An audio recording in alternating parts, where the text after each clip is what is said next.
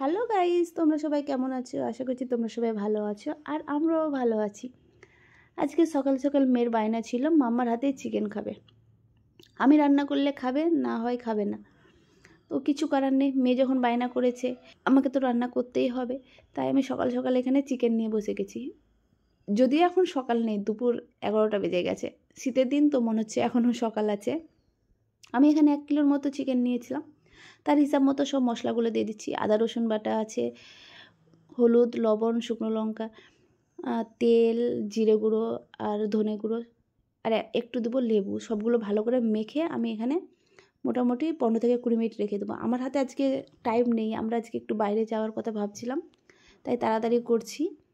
যদি টাইম থাকতো তাহলে আমি এটা 30 মিনিট মেখে রাখতাম। 30 মিনিট রাখলে সব থেকে ভালো হতো, মানে রান্নাটা খুব ভালো হতো।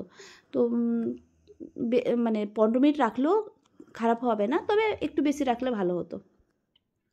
সবগুলোকে আমি ভালো করে মেখে আর এই যে 15 মিনিটের জন্য রেখে দিচ্ছি।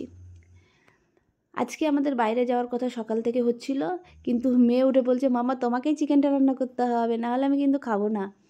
তো কিছু করার হচ্ছিল না, আমি রান্নাটা ছেড়েও যেতে পারছিলাম না, তাই তাড়াতাড়ি করছিলাম। আমি কড়াইয়ে একটু কম পরিমাণে তেল দিয়েছি, কারণ ওখানে আমি অনেকটাই তেল দিয়েছি। আর তেলটা একটু গরম হয়ে গেছে, তার সাথে সাথে আমি কিছু গোটা মশলা দিয়েছি। ছোটো এলাচ, বড় এলাচ, লবঙ্গ, দারুচিনি, তেজপাতা আর কিছু কেটে রাখা পেঁয়াজ দিয়েছি। পেঁয়াজটাকে আমি খুব মোটা মোটা কেটে দিয়েছি, পাতলা করে কাটলে আরও তাড়াতাড়ি রান্নাটা হতো। পেঁয়াজটা আমার লাল হয়ে গেছে, এবার আমি একটা টমেটো দিয়ে দিচ্ছি। টমেটো নাড়াচাড়া করে তারপরে আমি মাংসটা দিয়ে দেবো। আমরা যখন ছোটো ছিলাম তখন আমার দাদিমা এভাবে আমাদের রান্না করে খাওয়াতো, আর আমাদের এই রান্নাটা খুব ভালো লাগতো, সবার খুব পছন্দের ছিল।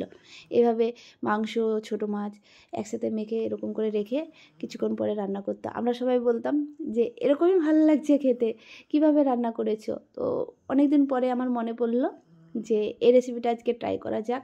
আমাদের ভালো লেগেছে, আমরা সব ভাই বোনরা এটা খুব পছন্দ করতাম, তো আমাদের ভালো লেগেছে, দেখি মেয়ের ভালো লাগে কি না, মেয়েকেও একবার খাওয়ানো যাক। আর এই রান্নাটাই যদি আমি এখন হাঁডিতে করতাম তো এটাই আমাদের হাঁডি চিকেন হয়ে যেত, কিন্তু আমার কাছে হাঁডিটা অ্যাভেলেবেল ছিল না বলে আমি এভাবে রান্না করেছি।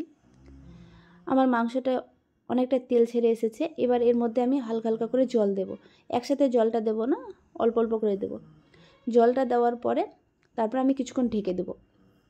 আমার মাংসটা সেদ্ধ হয়ে যাবে, দেখতে অনেকটা চেঞ্জ হয়ে গেছে। এবার আমি এই যে অল্প করে জল দিচ্ছি মাংসটাকে সেদ্ধ করার জন্য শুধুমাত্র। আর আজকে বোনের ল্যাপটপ খারাপ হয়ে গেছে, ল্যাপটপটাকে নিয়ে আমাদের চাঁচলে যেতে হবে। আমরা একটু তাড়াতাড়ি করছিলাম, কিন্তু বাবু তো ছোটো, বুঝছে না কিছু। ও বলছে মাম্মা তুমি রান্না করো। আমার কিন্তু একদমই রান্না করার আজকে ইচ্ছে ছিল না, তো বাবু বলেছে তো না করে তো আর পারা যায়নি, ওই জন্য মানে আর কি করছি। দেখো কালারটা পুরো চেঞ্জ হয়ে গেছে। আর এখানে খুব বেশি জল দিলে ভালো হবে না, একটু কষা কষাই থাকবে। এবার আমার রান্নাটা মোটামুটি কমপ্লিট হয়ে গেছে। এর মধ্যে আমি দিয়ে দিচ্ছি ধনে কুচি আর কিছু দিলাম কাস্তুরি একটু ডাস্ট।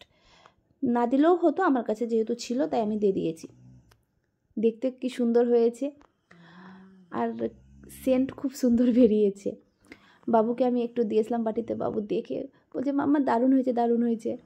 আর দেখো খেয়ে কেমন করছে। তোমাদের যদি ভিডিওটা ভালো লেগে থাকে তাহলে অবশ্যই তোমরাও একবার ট্রাই করো, খেয়ে দেখো। আমার মনে হচ্ছে অবশ্যই তোমাদেরও ভালো লাগবে।